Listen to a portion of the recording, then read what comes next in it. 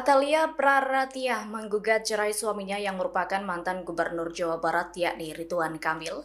Selesai kabar itu mencuat pada Senin 15 Desember, postingan akun Instagram politikus Golkar itu dibanjiri komentar warganet.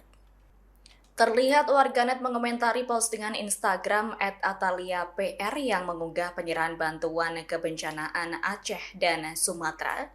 Sebagian warganet mendoakan agar perempuan yang akrab disapa Ibu Cinta itu tetap tegar dan kuat menghadapi masalah yang bertubi-tubi. Beberapa warganet lainnya mempertanyakan kebenaran berita ini dan berharap ada pernyataan dari Atalia langsung.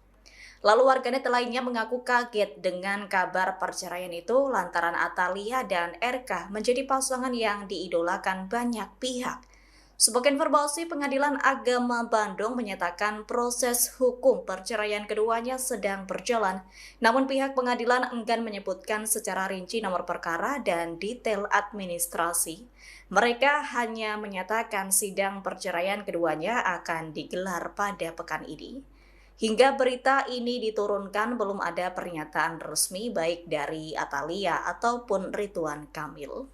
Download Tribun X sekarang, menghadirkan lokal menjadi Indonesia.